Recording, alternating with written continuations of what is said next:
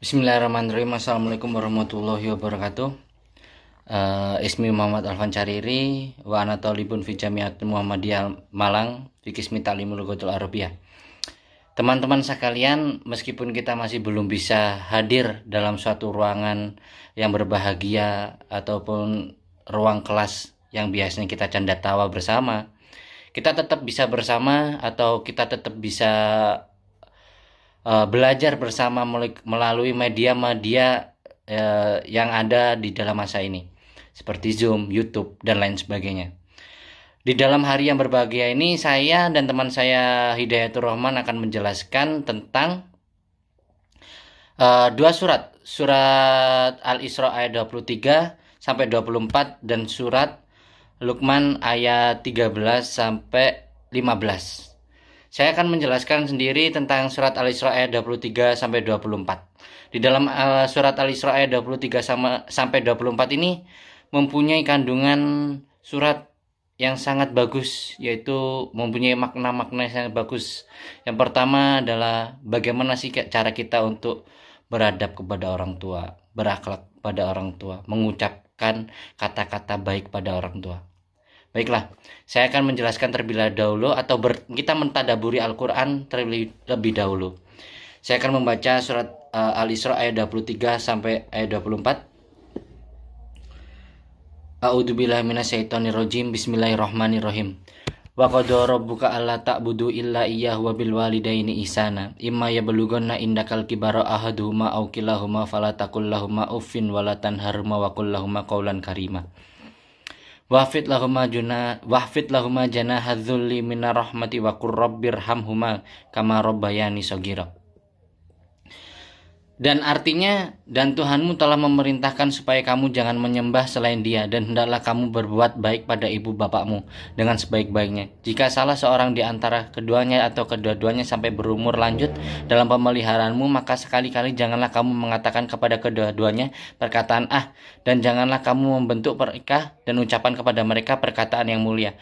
Dan rendahkanlah dirimu terhadap mereka berdua dengan penuh kesayangan, dan ucapkanlah, wahai Tuhanku, kasihinilah mereka keduanya sebagaimana mereka berdua telah mendidik aku waktu kecil. Di dalam surat Al-Isra ayat 23 sampai 24 ini teman-teman dijelaskan bagaimana pentingnya berakhlak atau beradab kepada orang tua atau kita berbakti kepada orang tua.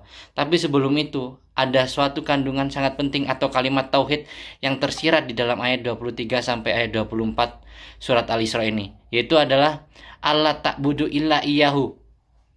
Itu adalah kalimat tauhid di mana kita tidak boleh menyembah selain Allah. Kalau kita tahu adalah dosa yang sangat besar adalah dosa syirik. yakni atau kita menyekutukan Allah atau kita tidak percaya kepada Allah, kita menyembah berhala ataupun yang lainnya. Itu dosa yang sangat besar. Dan subhanallahnya, kehubungan antara dosa atau antara kalimat tauhid dengan berbakti kepada orang tua itu sangatlah luar biasa, yang memiliki makna di mana kita berakhlak atau berbakti kepada orang tua itu mempunyai satu kesinambungan dengan kita tidak dilarangnya syirik kepada Allah. Itu adalah salah satu kolerasi atau kesinambungan yang sangat-sangat indah gitu. Dilarang syirik kepada Allah digabungkan dengan kita harus berbakti kepada orang tua. Baiklah. Di dalam surat ini apabila kita lihat di ayat 23 yaitu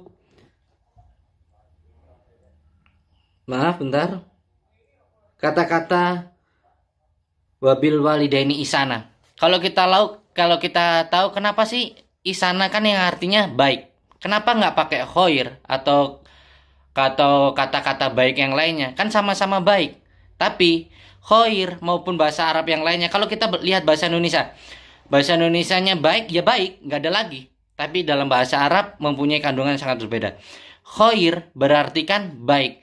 Tapi kalau ihsana yaitu puncak dari suatu kebaikan.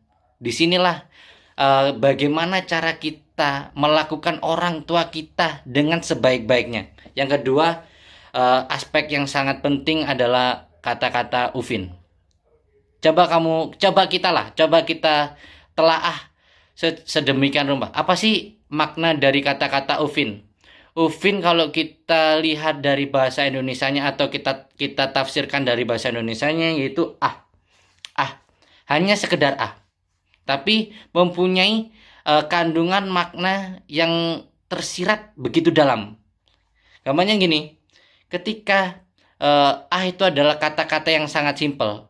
Jadi dilarangnya kita untuk mengelak atau kepada orang tua itu dimulai dengan sesimpel mungkin. Contohnya, aja nggak boleh, aja udah dapat dosa, apalagi kita melakukan hal-hal yang lainnya. Contohnya, waduh, yuk gak oleh ta, mois, itu nggak wis, itu nggak dilarang, aja nggak boleh apalagi yang kayak gitu.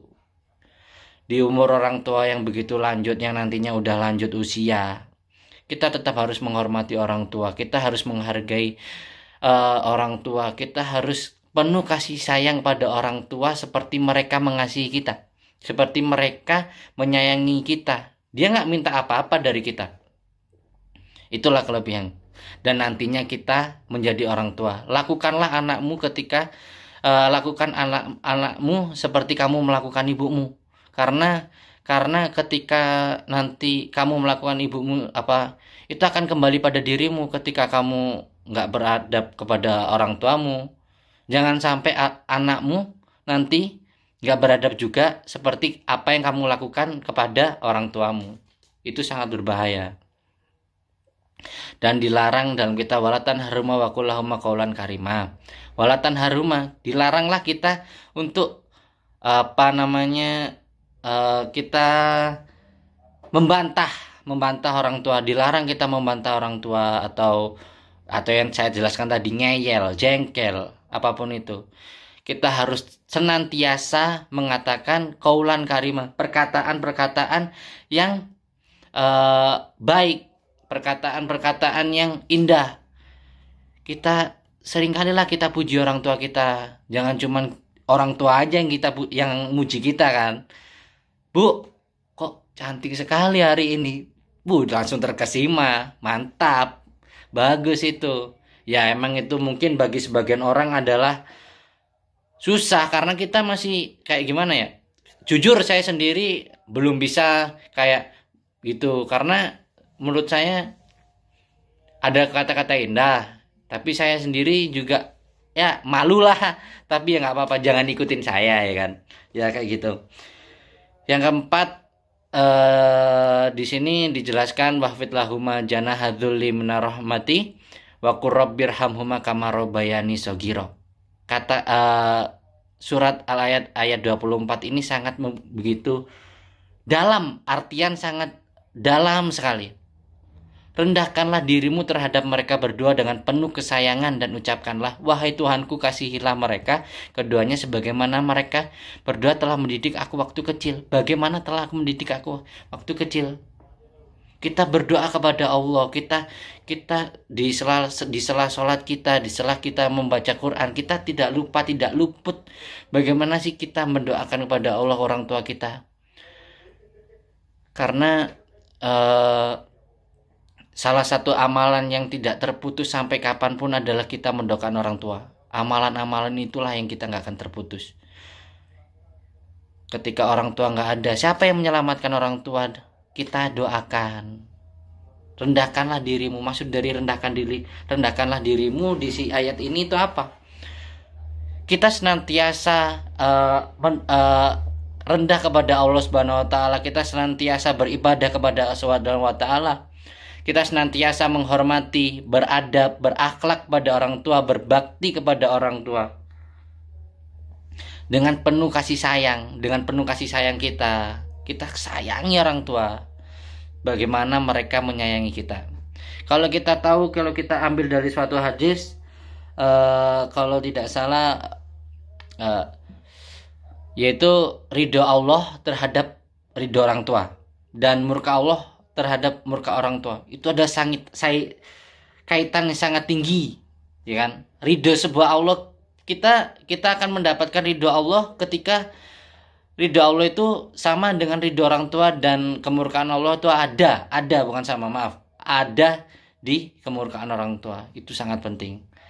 Maka dari itulah teman-teman, mungkin kita semuanya bisa belajar atau kita bisa lebih dalam menghormati atau berbakti pada orang tua. Itu saja mungkin dari saya di dalam kita mentadaburi atau kita menafsirkan dari surat Al-Isra ayat 23 sampai 24 yang memiliki kandungan yang sangat baik, kawan-kawan. Kandungan yang sangat benar-benar baik. Maka dari itu akan dilanjutkan oleh teman saya Muhammad Hidayatur Rahman, surat Al-Luqman ayat 13 sampai 15. Terima kasih. Dilanjutkan oleh Muhammad Hidayatur Rahman, silahkan. Ya, sebelumnya saya berterima kasih kepada Saudara Alvan telah memberikan saya kesempatan untuk melanjutkan penjelasan dari materi ini. Kemudian poin kedua adalah surat Al-Luqman ayat 13 dan sampai ayat 15. Sebelum saya menjelaskannya, saya akan membacakan terlebih dahulu surat tersebut beserta artinya. Bismillahirrahmanirrahim. Wa idh qala Luqmanu libnihi wa huwa ya'idzuhu ya bunayya la tusyrik billah innasyirka la dzulmun 'adzim. Kemudian ayat selanjutnya, wassaynal insana biwalidayhi hamalatsu ummuhu wahnan ala wahn wa fisaluhu fi amaini an ishkur li wa liwalidayka wa ilayyal maghsir. Kemudian wa in jahadaka ala an tusyrika bima laysa laka bihi ilmu fala fala tuti'huma wa sahibuhuma fid dunya ma'rufa wattabi' sabila man anaba ilai thumma ilayya marji'ukum fa unabbi'ukum bima kuntum ta'malun. Artinya, dan ketika Luqman berkata kepada anaknya pada saat itu, pada saat dia memberi pelajaran kepada anaknya, Luqman berkata, "Hai anakku, jangan kamu menyekutukan Allah. Sesungguhnya mempersekutukan Allah adalah suatu kezaliman yang sangat besar." Kemudian arti dari ayat ke-14-nya adalah, dan kami perintahkan kepada manusia agar berbuat baik kepada kedua orang tuanya. Ibunya telah mengandungnya dalam keadaan lemah yang bertambah lemah dan menyapihnya dalam 2 tahun. Bersyukurlah kepadaku dan kepada orang tuamu, hanya akulah tempat kembali. Kemudian arti dari ayat 15 adalah, dan jika keduanya memaksamu untuk mempersekutukan aku dengan sesuatu yang tidak kamu ketahui, maka janganlah kamu menaati keduanya, namun bergaullah dengan keduanya di dunia dengan baik. Ikutilah jalan orang yang kembali kepadaku, kemudian kepada akulah tempat kamu kembali. Lalu aku beritahukan kepadamu apa yang dahulu kamu kerjakan. Mungkin dari benak teman-teman timbul berbagai pertanyaan. Siapakah Luqman itu? Saya akan menjawab pertanyaan itu. Luqman adalah seorang yang istimewa. Namanya, ia bukanlah dari kalangan Nabi maupun dari kalangan Rasul. Tetapi nama Luqman dijadikan salah satu nama dalam Al-Quran. Dan ajaran adab anaknya diabadikan dalam Al-Quran, dijadikan sebagai motivasi hidup kita, dijadikan sebagai teladan bagi orang-orang tuanya untuk mengajarkan anaknya di suatu saat nanti.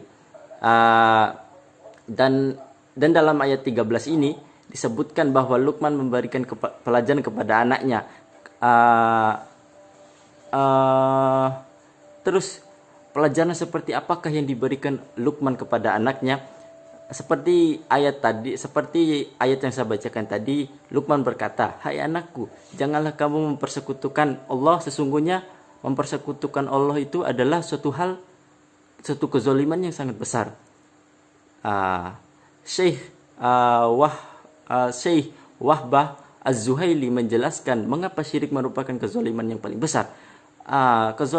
Syirik atau mempersekutukan Allah.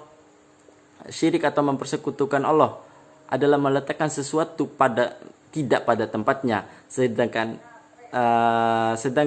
syirik ialah kezaliman terbesar karena berkaitan dengan pokok akidah, menyamakan dan menyetarakan sang pencipta dengan makhluk hidup lainnya.